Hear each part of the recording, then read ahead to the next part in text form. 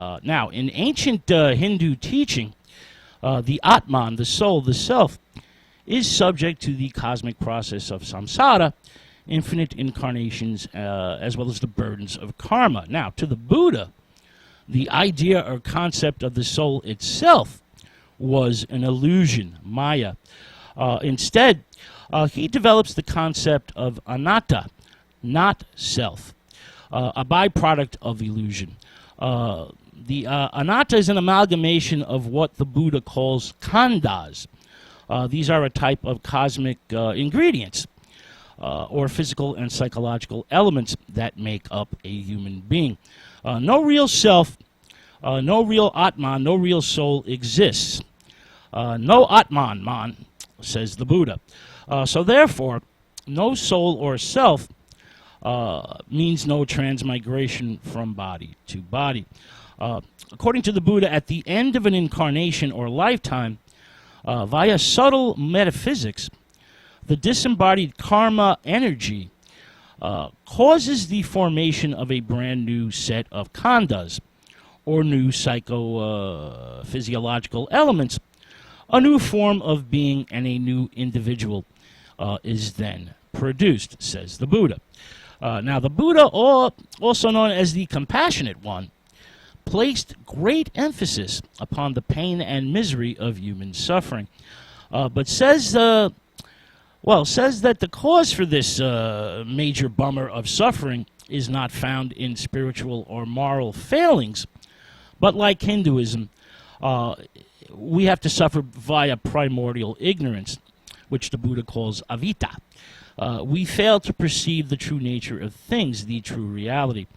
This dependence upon materialism, the facts of aging and death, which of course inevitably follows each rebirth.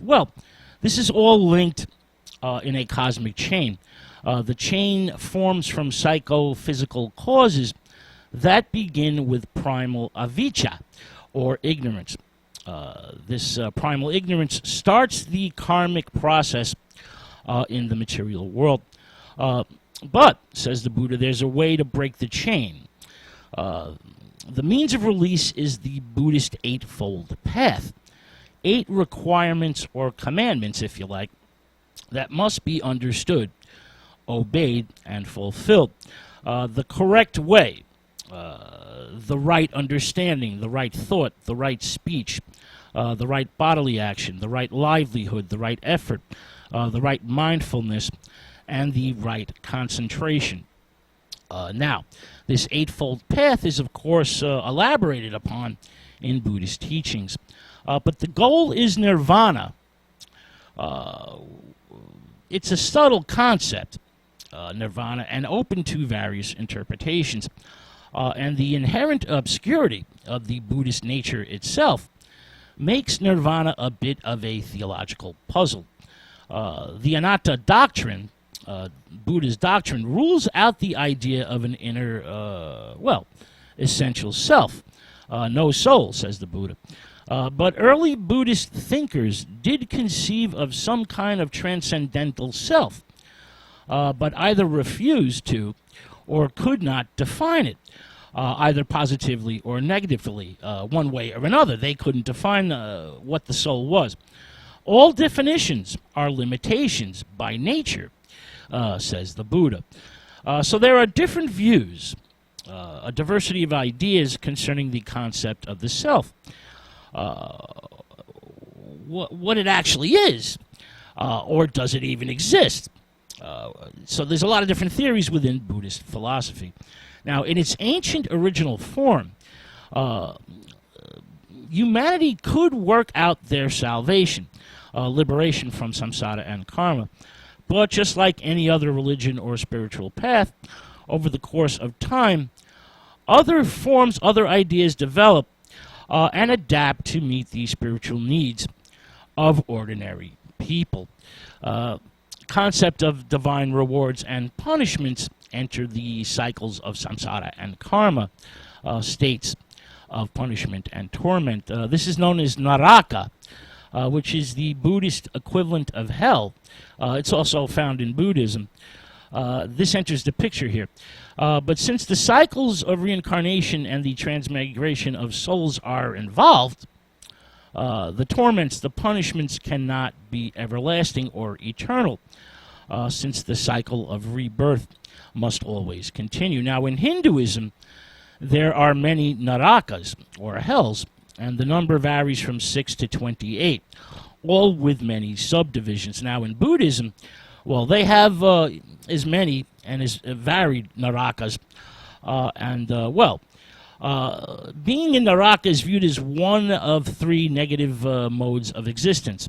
Negative modes of existence in Buddhism. Well, you have animals, restless spirits, and hell beings, and you have three positive modes of existence, which is gods, humans, and spirits. Now, the concept of divine helpers, Bodhisattvas, also develops. Essentially, Buddhist saints. Now, the Bodhisattvas assist humanity in achieving the bliss of nirvana and help us work out our karma. Ideas of sin and transgression of divine laws, incurring divine wrath, causing spiritual pollution, can be found in most religions. And the quest for divine salvation is a universal concept. It is no different in Buddhism. And the search for enlightenment, had a great influence on Asian art, literature, and social behavior. This need for compassionate ones, this need for the Bodhisattvas who suffer the pains of others, is spread out in the cultural tapestry of Asia. These Buddhist saints, these heroes and heroines of sanctity, who have reached nirvana and attained a perfect wisdom, feel compassion for the world and all its beings, great and small. They are always there, always within our reach, and they have a joyful inclination to give, inclination to help others. The Bodhisattvas keep watch over the world and send positive energies towards us, towards the afflictions and distresses of humanity. Now, having achieved nirvana, a Sanskrit word that means absolute or nothingness, well, the Buddhist saints, the Bodhisattvas, are now perpetually holy, perpetually divine. And while they are a multitude of beings, they have also transcended ego and transcended personality, and have merged into a universality of Buddhahood. They have merged with the Godhead. Having corrected their primal ignorance, they now see the true nature, the true reality, the true nature of things, the tathata. Inhabiting mystical or metaphorical bodies, the Bodhisattvas have achieved spiritually, they've basically spiritually climbed to the astral level or plane of existence, timelessness, not nothingness, and are now in absolute unity and harmony with the universe. Salvation from the infinite cycles of birth, death, and rebirth. And the Bodhisattvas have purged their karma forever.